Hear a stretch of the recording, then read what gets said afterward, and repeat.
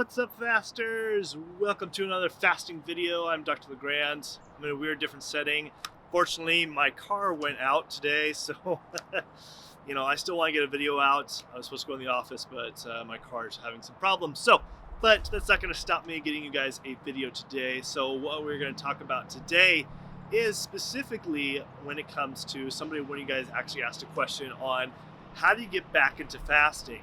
Why am I getting all these symptoms? Some of you experienced fasters, including myself, when the holidays hit, when it's been about 2 weeks, I know for myself included, I wasn't fasting during those 2 weeks of my holiday break. And some of you guys have expressed that when you get back into fasting, you're starting to get headaches. You used to be able to do 48 hours of fasting, no problem, but now you go into doing 24 hours and you're starting to get the headaches and you have to break your fast early. So I want to talk to you guys today about how do you get really back into the fasting, especially after the holidays. So when it comes to really getting back to fasting, why do you get these symptoms? Why does it become a problem? Well, you think about it. During those 2 weeks, and maybe some of you guys were really good and you're not having issues, but I know for myself, I wasn't so good during those 2 weeks of the holidays.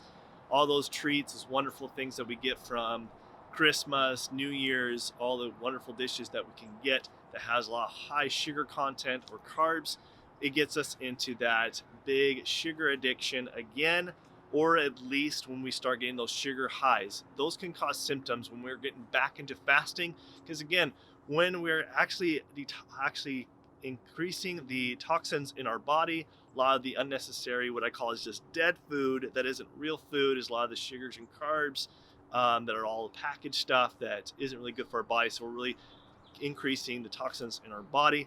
So when it comes to going back to fasting, when we are going back to fasting, we start getting those symptoms such as the headaches, lightheadedness, and we are finding that we can't go as long when it comes to fasting. I know for myself, now that I'm finally getting back into my fasting regimen, it is being a little more difficult. I'm starting to get a little bit more headaches than I normally do when I go on fasting, so I'm having to kind of cut it short, or at least do some things that can help prevent from me having those symptoms as I'm trying to do like a 48-hour fast.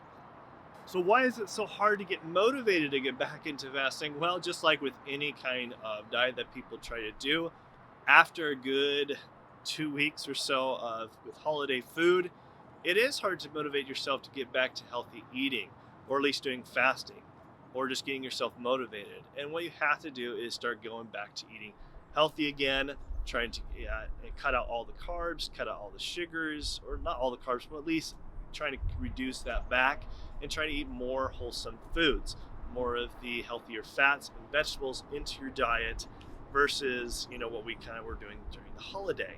The other thing to kind of start incorporating is starting to get exercise back in, starting to do some healthy practice. Your bodies will start to get used to doing fasting again, and then these symptoms will start to alleviate. You'll get more motivated to get back to in fasting. I know for me, it has been a little slow going getting back into it, just because I gained about a little bit of weight. You can probably kind of see I've kind of gained a little weight over the holidays. Not so great, so I'm getting right back into it, getting back into my fasting regimen again, where I'm doing fasting, about 2 days out of the week, where I do 36 or 48-hour water fasts. Sometimes I also mix that with dry fasting. Typically, I will do about 24, maybe a 36-hour dry fast, and then finish off the remainder of that with a water fast. It just depends. But by doing that, you have to make sure that you're doing it slow. Some people just want to get right back into it, where they'll do like a week-long fast, and they find that they can't do it because they're starting to get all those headaches and symptoms that come along when you've already been consuming a lot of crappy food during the holidays. So make sure you start slow. I know it's kind of frustrating, but it's just like with running. The same kind of concept. If you find that you haven't gone running for a couple weeks or even up to a month, and then you go back and run, you typically can't keep up with the same speed that you were doing. You kind of get out of shape. Same with exercise. So same with fasting. You have to go back to going to the gym slow, lifting the weights at maybe a lower weight, or typically not as many reps.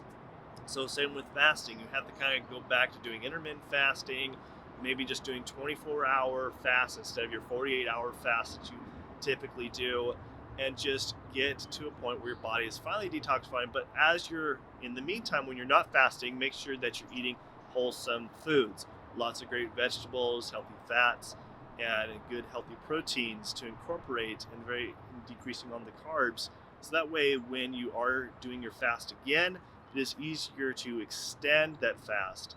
The other tip that I want to leave here at the very end is something that you could typically do, and something that I found that has really helped me, especially with dry fasting. Because dry fasting, I find, especially for me, is when a lot of those symptoms come when you are starting to get the headaches, really severe headaches, or just feeling very nauseous that you want to vomit, even though you have nothing in your stomach. So you're like, why am I feeling this way?